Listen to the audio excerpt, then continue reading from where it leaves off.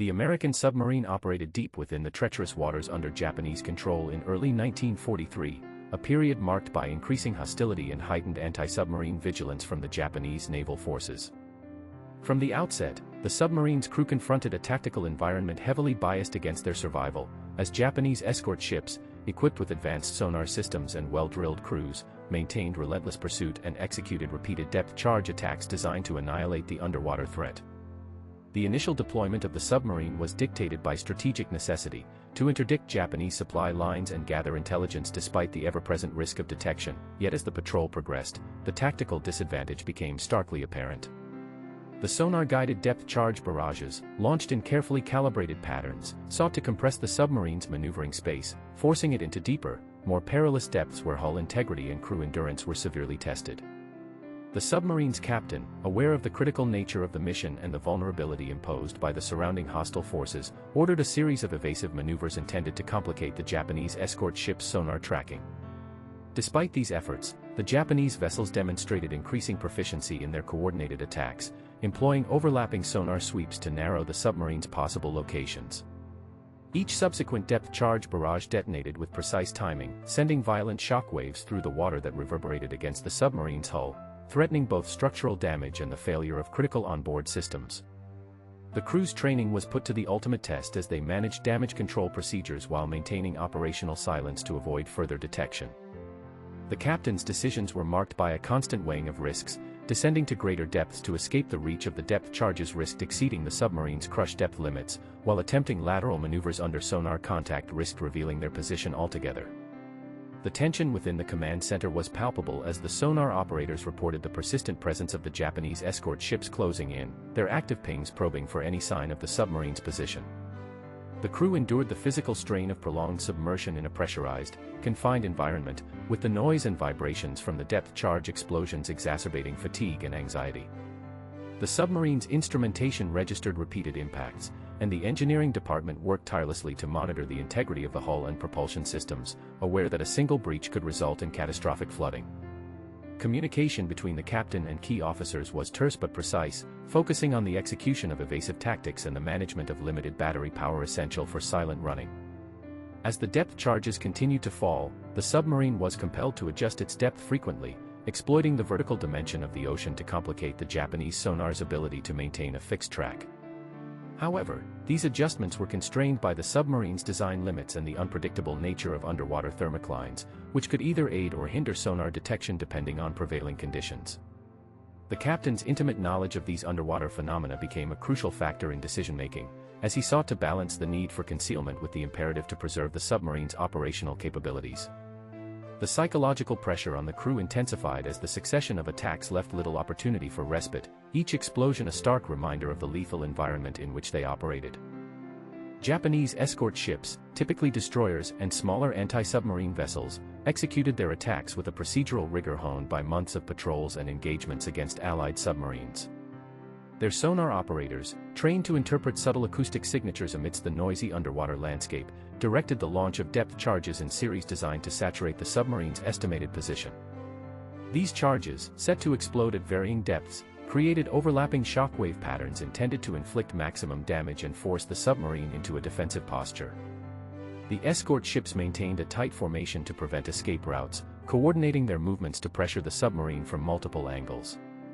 Despite the submarine's efforts to outmaneuver its attackers, the Japanese tactics effectively minimized the submarine's options, forcing it to adopt a conservative approach that prioritized survival over offensive action. Within the submarine, the crew's experience and training were critical in managing the crisis. Damage control teams remained on constant alert, prepared to address any breaches or system failures resulting from concussive forces. The engineering crew adjusted ballast tanks and propulsion systems to optimize maneuverability while minimizing noise emissions, a delicate balance necessary to avoid further detection. The captain's leadership was characterized by calm calculation amidst chaos, issuing orders that reflected both the immediate tactical situation and the broader strategic objectives of the mission. He understood that the submarine's survival depended not only on technical proficiency but also on the crew's psychological resilience, maintaining discipline and focus under extreme stress. The gradual depletion of battery power imposed additional constraints on the submarine's tactical options. Silent running, the practice of minimizing noise to evade sonar detection, was essential but limited in duration due to energy consumption. This necessitated careful management of power reserves to ensure the submarine could sustain prolonged periods of stealth if required. The captain's tactical decisions accounted for these limitations, balancing the need to avoid detection with the imperative to maintain sufficient power for critical maneuvers and potential emergency surfacing.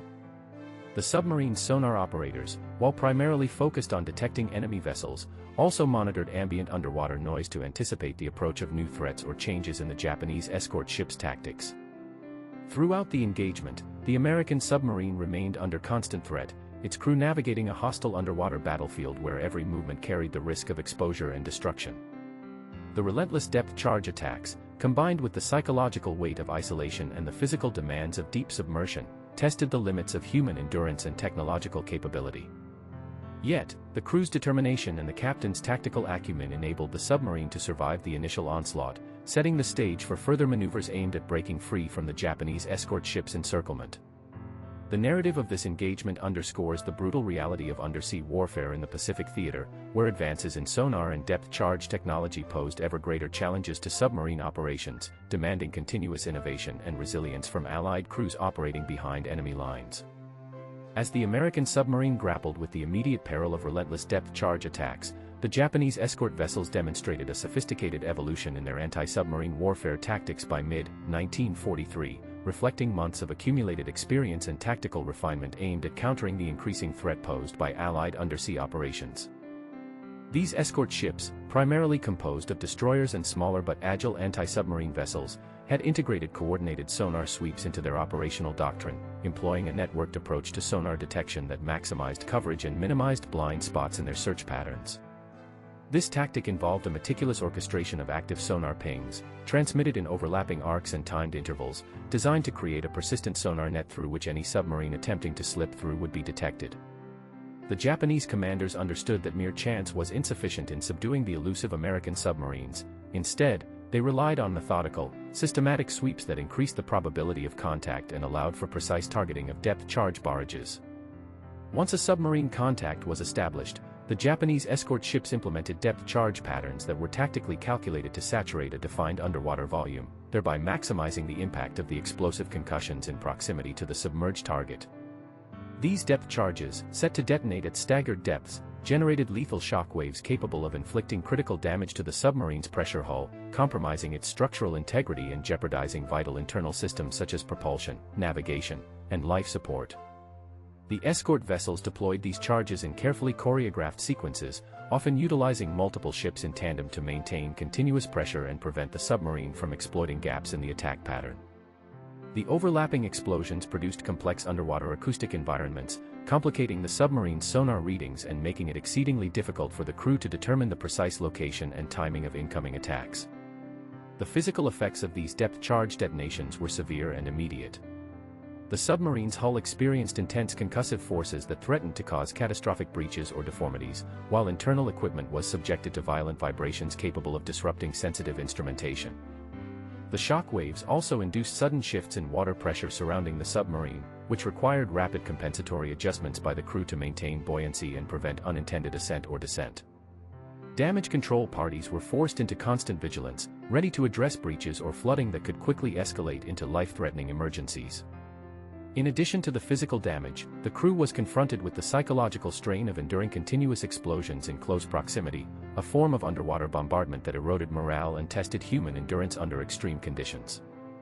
The Japanese escort crews, well-trained and disciplined, employed a combination of tactical patience and aggressive pursuit, maintaining sonar contact while readying successive depth charge runs to prevent the submarine from regaining stealth or mounting a counterattack. Their coordination extended beyond immediate attack sequences to include communication protocols designed to relay sonar data and tactical updates among the escort group, ensuring that each vessel contributed to sustaining the pressure on the submarine without redundancy or oversight. This level of coordination reflected an operational doctrine that recognized the importance of teamwork and precision in anti-submarine warfare, as individual ships alone lacked the capacity to effectively encircle and neutralize a determined submarine. For the American submarine, these Japanese tactics represented a formidable challenge. The continuous sonar sweeps constrained the submarine's ability to maneuver freely, forcing it into a defensive posture where options for evasion were severely limited. The overlapping depth charge barrages created a perilous underwater environment where any miscalculation could result in fatal damage. The crew faced the dual burden of managing the submarine's technical systems under duress while contending with the mounting psychological toll of protracted exposure to life-threatening conditions. The necessity of maintaining silence to evade detection further compounded the difficulty, constraining communication and movement within the vessel as the crew worked to absorb the shocks and prevent cascading failures. The submarine's captain, fully aware of the Japanese escort group's evolving tactics, adapted his command decisions to mitigate the impact of the depth charge threat. He ordered precise ballast adjustments and course changes intended to exploit transient weaknesses in the sonar coverage, albeit with limited success given the escort's coordinated approach. The captain's experience with oceanographic phenomena, such as thermal layers and salinity gradients, informed attempts to use these natural features as a form of acoustic camouflage, though the Japanese sonar operators' proficiency reduced the effectiveness of such measures. The captain also prioritized crew endurance, rotating personnel in critical stations to sustain alertness and operational efficiency amidst the unrelenting attack. Within the submarine's confined environment, the crew's physical and psychological endurance was relentlessly tested by the depth charge onslaught. The concussive impacts generated violent shaking and noise, shaking unsecured equipment and rattling bulkheads, while the ever-present threat of hull breach elevated stress levels to critical thresholds. The submarine's sonar operators, tasked with monitoring enemy movements and searching for escape routes, faced the added difficulty of distinguishing between legitimate sonar returns and the cacophony produced by the depth charge detonations themselves. Damage control teams remained poised to respond instantly to any signs of flooding or mechanical failure, their roles vital in preventing minor damage from escalating into catastrophic failure. The cumulative effect of the Japanese depth charge tactics extended beyond the immediate physical danger. Prolonged exposure to underwater shock waves induced fatigue and disorientation among the submarine's crew, impairing judgment and reaction times at critical moments. The psychological impact was exacerbated by the isolation and inability to communicate externally, creating an environment where fear and uncertainty could threaten cohesion and morale. Despite these conditions, the crew maintained discipline and operational focus, a testament to rigorous training and the leadership of the commanding officer. The Japanese escort vessels, sensing the submarine's constrained options, intensified their attacks, seeking to exploit any sign of weakness. Their sonar operators refined their tracking, honing in on the submarine's acoustic signature and anticipating evasive maneuvers. The depth charge patterns became increasingly aggressive, with overlapping detonations designed to saturate potential escape corridors and deny the submarine any safe refuge.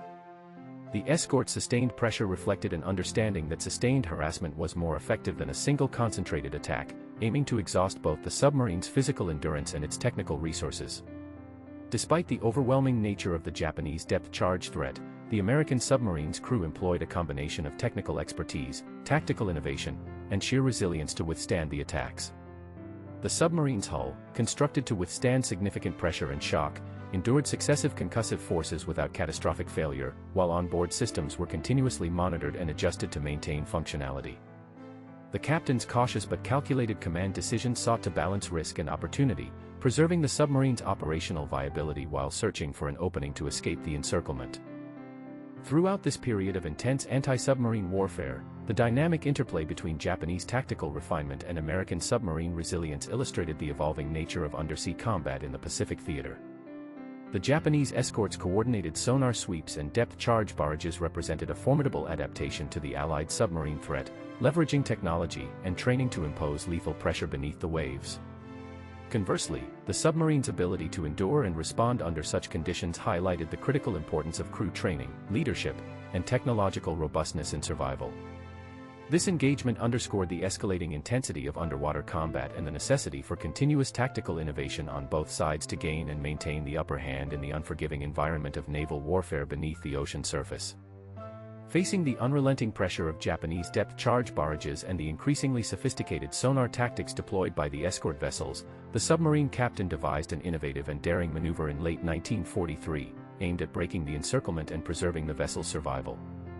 Recognizing that conventional evasive tactics had reached their limits against the coordinated Japanese anti-submarine efforts, the captain employed a combination of abrupt changes in depth and course, coupled with silent running procedures designed to minimize acoustic signatures and exploit the natural properties of the ocean to mask the submarine's position. This maneuver required precise timing and intimate knowledge of underwater oceanographic conditions, factors that the captain leveraged to outwit the pursuing escorts and evade destruction. Central to the strategy was the exploitation of thermal layers, distinct strata of water characterized by sudden temperature gradients, which affected the propagation of sonar waves and could be used to create acoustic shadows or blind spots. By descending or ascending through these thermoclines, the submarine could distort or deflect incoming sonar pulses, effectively confusing the Japanese sonar operators and degrading their ability to maintain a consistent contact track. The captain ordered a calculated depth change, moving the submarine beneath a prominent thermocline, where variations in water temperature and density disrupted the sonar beam, reducing its effectiveness and creating a temporary sanctuary from detection. This tactic was not without risk. The submarine had to navigate these layers carefully to avoid abrupt changes in buoyancy and potential structural stress, all while maintaining silence and readiness for immediate further maneuvers. Simultaneously, the submarine executed a covert change in course, veering sharply from its previous trajectory to exploit gaps in the escort ship's sonar coverage. This sudden alteration, combined with the masking effects of the thermal layer, complicated the Japanese escort vessel's predictive tracking algorithms, which relied on steady movement patterns to anticipate submarine positions. The captain's maneuver was designed to mislead the sonar operators into maintaining their previous search patterns, allowing the submarine to slip through the net of active sonar sweeps undetected. The execution demanded painstaking coordination among the crew, especially the helm and sonar operators, to maintain stealth and avoid generating telltale noise that could betray the submarine's new course and depth. The submarine's silent running techniques were critical during this phase of the maneuver. Power systems were adjusted to minimize mechanical noise, with propulsion throttled down to the quietest possible levels and non-essential equipment powered off or muffled. Crew movement within the vessel was restricted to reduce incidental sounds, and communications were conducted via internal signaling methods rather than audible speech. These measures reduced the acoustic signature of the submarine to near background levels, rendering it effectively invisible to the Japanese sonar arrays during the critical moments of the escape attempt. The crew's disciplined adherence to silence under such high-stress conditions reflected rigorous training and the captain's leadership in fostering a culture of operational excellence. As the submarine slipped deeper into the ocean's thermal layers and altered its course, the Japanese escort ships intensified their sonar sweeps, attempting to reacquire contact and adjust their depth charge patterns accordingly. However, the disruption caused by the thermocline and the submarine's silent running rendered their sonar returns ambiguous and unreliable. The Japanese operators detected intermittent echoes and confusing acoustic phenomena, which impeded their ability to pinpoint the submarine's position or predict its movements. This acoustic uncertainty forced a temporary cessation of aggressive depth charge attacks as the escort commanders recalibrated their tactics and repositioned their vessels to regain effective sonar coverage. The tension aboard the submarine was acute during this delicate phase of the maneuver. The captain and crew relied heavily on sonar readings to gauge the proximity and movements of the escort ships while remaining cautious not to emit any signals or undertake actions that could compromise their stealth. The sonar operators monitored the distorted returns with heightened vigilance, interpreting ambiguous data to anticipate enemy movements and plan subsequent steps. The engineering crew maintained silent propulsion systems, adjusting ballast to stabilize the vessel within the thermocline, where buoyancy control was critical to prevent inadvertent depth changes that could attract attention or cause structural strain. The success of this maneuver hinged on the submarine's ability to exploit the ocean's natural acoustic properties, a tactic that represented a significant advancement in undersea warfare doctrine. The captain's understanding of thermal layers as both a physical and tactical barrier reflected a growing sophistication in submarine operations, moving beyond simple evasion techniques to incorporate environmental factors as active elements in combat strategy. This nuanced approach allowed the submarine to effectively neutralize the Japanese escort ship's sonar advantage, shifting the balance of detection and pursuit beneath the ocean's surface. During the submarine's passage through these acoustic shadows, moments of heightened suspense unfolded as the escort vessels continued to deploy sonar pings in a desperate attempt to reacquire contact. The submarine's crew remained motionless except for the essential functions required to maintain depth and course, enduring the psychological strain of invisibility and silence. The captain's orders emphasized patience and precision, knowing that any premature or noisy movement could betray their position and lead to renewed depth charge attacks with potentially devastating consequences. As the submarine emerged from beneath the thermal layer, it had successfully traversed a gauntlet of Japanese escort ships, narrowly avoiding the lethal reach of their depth charges. The sudden loss of sonar contact among the escort vessels sowed confusion and disrupted their coordinated attack patterns, as they struggled to localize the submarine's position amidst the deceptive acoustic environment crafted by the maneuver. This moment marked a critical turning point in the engagement, showcasing the efficacy of innovative tactics that combined environmental awareness with disciplined operational control. The captain's calculated risk in implementing this maneuver paid dividends, as the submarine gained precious distance from the immediate threat of the Japanese escort ships. The ability to use natural oceanographic features to mask underwater movements introduced a new dimension to submarine warfare, challenging the prevailing assumptions of sonar-driven pursuit and depth charge deployment. The crew's disciplined execution of silent running procedures underscored the importance of human factors in sustaining stealth and tactical advantage beneath the waves. Throughout this episode, the interplay between technological capabilities and tactical ingenuity was on full display.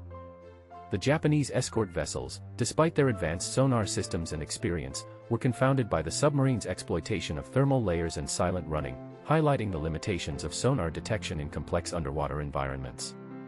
Conversely, the submarine's crew demonstrated adaptability and resilience, leveraging the ocean's physical characteristics to offset enemy advantages and preserve their operational viability in a hostile theater.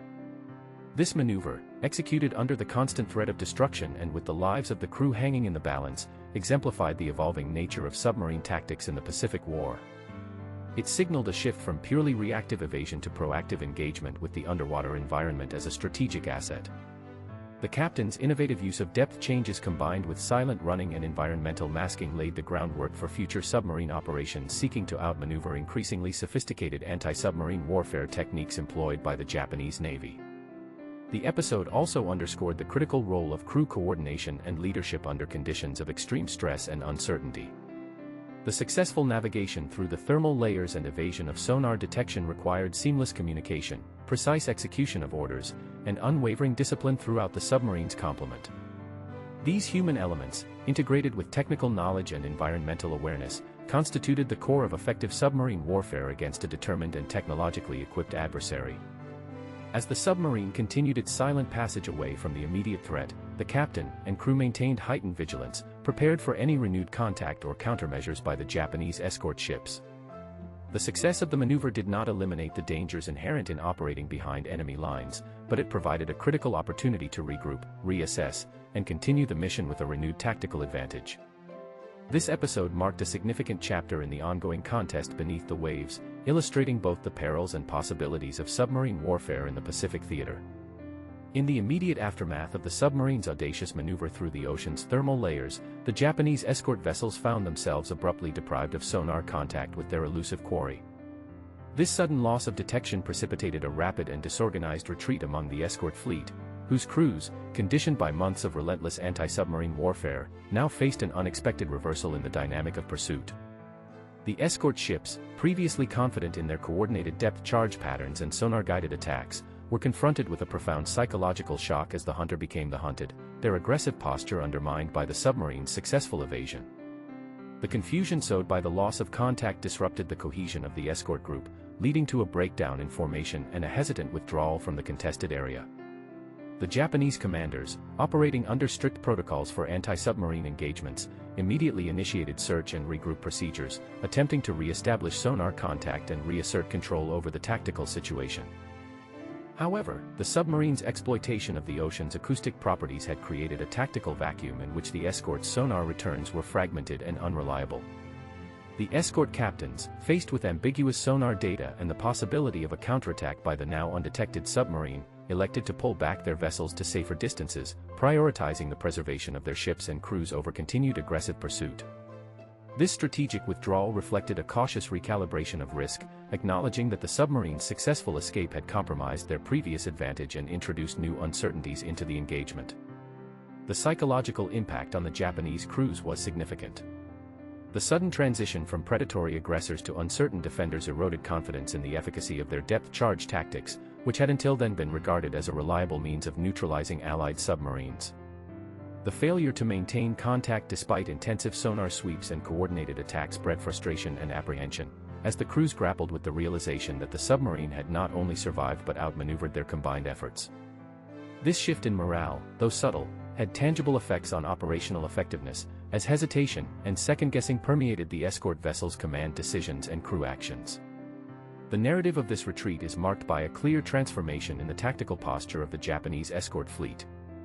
Once arrayed in tight formations designed to encircle and constrict the submarine's movements, the escort ships began to disperse, increasing the distances between vessels and abandoning the dense sonar net that had been their primary tool for maintaining contact. This dispersion, while reducing the immediate risk of a concentrated submarine attack, also diminished the escort group's collective sonar coverage and their ability to coordinate follow-up depth charge attacks effectively. The loss of formation integrity introduced vulnerabilities that could be exploited by a submarine capable of executing further evasive or counteroffensive maneuvers. As the escort vessels withdrew, the submarine's crew remained vigilant, acutely aware that the respite was temporary and fraught with its own dangers. The captain maintained strict operational discipline, ordering the crew to continue silent running and sonar monitoring to detect any signs of renewed pursuit or counterattack. The transition of the Japanese ships from aggressive hunters to tentative retreaters was closely observed by the submarine's sonar operators, who tracked the changing acoustic landscape to anticipate potential shifts in enemy tactics. The crew's endurance and alertness remained paramount, as the submarine navigated the delicate balance between exploiting the temporary advantage and avoiding complacency that could invite a sudden reversal. The psychological dynamics of the Japanese retreat also revealed insights into the broader challenges faced by anti-submarine forces operating under the stress of uncertain detection conditions. The loss of sonar contact not only impaired tactical decision-making but also introduced an element of fear, as the escorts were now vulnerable to surprise attacks from a submarine whose position was unknown. This vulnerability was exacerbated by the potential presence of additional Allied submarines or surface forces in the vicinity, heightening the escort commander's caution and contributing to the decision to disengage. The escort crew's experience of shifting from offensive confidence to defensive uncertainty encapsulated the precarious nature of naval warfare beneath the waves, where technological advantages could be negated by environmental factors and tactical ingenuity. The Japanese ship's retreat was further complicated by the need to maintain readiness for potential submarine countermeasures, including torpedo attacks or disruptive acoustic tactics. The dispersal of the escort fleet required quick adjustments in communication and coordination protocols to ensure that individual vessels could respond independently to emerging threats. This decentralization of command and control introduced additional challenges, as the effectiveness of the group's anti-submarine warfare capabilities diminished in the absence of tight coordination. The escort captains faced the difficult task of balancing the imperative to safeguard their ships against the strategic necessity of maintaining pressure on enemy submarines to prevent them from regrouping or escaping entirely. From the perspective of the American submarine, the Japanese retreat represented a moment of tactical reprieve and an opportunity to exploit the confusion within the enemy ranks. The captain ordered a cautious continuation of silent running procedures, alongside incremental course adjustments designed to increase the distance from the disengaged escort vessels while maintaining readiness for any sudden changes in the tactical environment. The crew's focus remained on damage assessment and system checks, ensuring that the submarine's operational capabilities were preserved following the prolonged depth charge assaults. The successful maneuver and subsequent enemy retreat underscored the effectiveness of innovative submarine tactics and the critical role of environmental knowledge in evading superior anti-submarine forces. The shift in Japanese escort behavior from coordinated aggression to disorganized withdrawal also had broader implications for the ongoing campaign of submarine warfare in the Pacific. It revealed vulnerabilities in the Japanese anti-submarine doctrine, particularly the reliance on sonar detection and depth charge saturation tactics, which could be countered by adept submarine commanders exploiting oceanographic conditions and silent running techniques. The psychological impact of such encounters, eroding confidence in established tactics, foreshadowed the necessity for the Japanese Navy to adapt and evolve its anti-submarine strategies to meet the increasing challenges posed by Allied submarine operations. The retreat of the escort vessels was marked by a visible decline in the intensity of sonar pings and depth charge deployments, signaling a temporary cessation of direct pursuit. This lull allowed the submarine to reposition and prepare for continued operations within the hostile environment, maintaining vigilance against potential future engagements. The Japanese escort crews, meanwhile, regrouped at safer distances, conducting damage assessments and reviewing tactical decisions in the wake of the unexpected escape. The episode exemplified the fluid and dynamic nature of undersea combat, where tactical advantages could shift rapidly, influenced by both human ingenuity and the complex interplay of environmental factors beneath the ocean's surface. In sum, the Japanese escort ship's flight in disarray following the submarine's maneuver encapsulated a critical moment in the tactical evolution of anti-submarine warfare during the Pacific War. The psychological effects on the escort crews, the breakdown of coordinated formations, and the strategic recalibration of risk all contributed to the shifting balance of power beneath the waves. This transition from hunter to hunted underscored the limitations of existing anti-submarine tactics when confronted with innovative submarine maneuvers and highlighted the ongoing contest of adaptation and counter-adaptation that defined naval engagements in this theater. This harrowing encounter between the American submarine and Japanese escort vessels illuminated critical strategic lessons that reverberated throughout the Allied submarine command structure and influenced subsequent operational doctrine in the Pacific theater. The engagement underscored the inherent limitations of depth-charge tactics when confronted by a submarine employing innovative maneuvers that leveraged environmental factors such as ocean thermal layers and silent running techniques.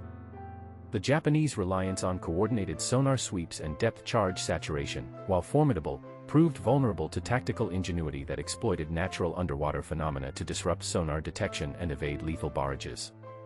This realization prompted a reassessment within Allied submarine commands regarding the necessity of integrating oceanographic knowledge and stealth tactics into standard operating procedures to counter increasingly sophisticated Japanese anti-submarine measures. The encounter highlighted the transformative potential of environmental exploitation in submarine warfare, demonstrating that mastery over the underwater battle space extended beyond technical prowess and crew training to include a nuanced understanding of the ocean's physical properties. The successful use of thermal layers as acoustic shields represented a paradigm shift, encouraging submarine commanders to incorporate detailed oceanographic reconnaissance and analysis into patrol planning and engagement tactics. This strategic adaptation enhanced the survivability of submarines in hostile waters and expanded the tactical repertoire available to commanders facing adversaries equipped with advanced sonar and depth-charge capabilities. Furthermore, the engagement emphasized the critical role of leadership and crew discipline in executing complex evasive maneuvers under extreme duress.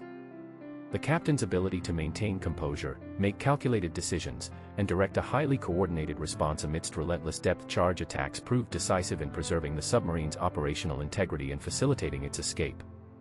The crew's rigorous adherence to silent running protocols and damage control procedures under the compounded stress of physical danger and psychological strain underscored the indispensable human dimension in submarine warfare. These lessons informed subsequent training programs, emphasizing the integration of environmental tactics with crew readiness and command decisiveness. The broader impact of this encounter on Allied submarine operations was reflected in a gradual but marked shift toward more creative and adaptive approaches to undersea combat.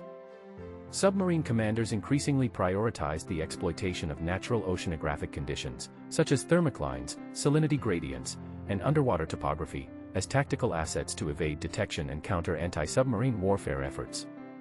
This strategic evolution enhanced the effectiveness of patrols and contributed to a growing confidence in the ability of American submarines to operate with relative impunity in contested waters, thereby amplifying their disruption of Japanese maritime logistics and naval operations. Simultaneously, the engagement exposed vulnerabilities in Japanese anti-submarine doctrine that necessitated reconsideration and innovation within their naval command. The demonstrated limitations of depth-charge tactics against submarines employing environmental masking and silent running underscored the need for more versatile and technologically advanced detection and engagement methods. The psychological impact of such encounters, which eroded confidence in the efficacy of existing tactics, further compelled Japanese naval planners to seek improvements in sonar technology, coordinated fleet tactics, and training to restore effectiveness in anti-submarine warfare. However, the pace of adaptation was constrained by resource limitations and competing strategic priorities, allowing Allied submarines to capitalize on these gaps. The tactical insights derived from this engagement contributed materially to the eventual dominance of American submarines in the Pacific War. The ability to survive and evade aggressive depth-charge attacks through innovative maneuvering and environmental exploitation shifted the balance of undersea power. This not only preserved valuable submarine assets but also enabled sustained offensive operations that inflicted severe damage on Japanese shipping and naval forces, thereby contributing directly to the broader Allied strategic objectives. The engagement served as a case study and operational benchmark, informing doctrine development, crew training, and technological innovation within the United States Navy submarine force. Moreover, the encounter reinforced the importance of continuous tactical evolution in naval warfare, particularly in the submarine domain where technological advances and environmental variables interplay dynamically. It highlighted that success depended not solely on hardware superiority but equally on the ingenuity and adaptability of commanders and crews operating within complex and often unpredictable underwater environments. The lessons learned from this engagement were disseminated widely within Allied submarine fleets, fostering a culture of innovation and resilience that became a hallmark of American undersea operations during the war. In conclusion, the episode illustrated that the interplay between technological capability, environmental awareness, tactical innovation, and human factors defined the effectiveness of submarine warfare in the Pacific. The successful evasion of Japanese depth-charge attacks through clever maneuvering and exploitation of thermal layers challenged prevailing anti-submarine tactics and reshaped strategic thinking on both sides. This encounter not only enhanced the tactical repertoire of Allied submarines but also signaled a broader shift in undersea combat, emphasizing adaptability and environmental mastery as keys to survival and operational success. These strategic lessons, born from the crucible of combat, played a pivotal role in shaping the trajectory of submarine warfare and contributed significantly to the eventual Allied victory in the Pacific.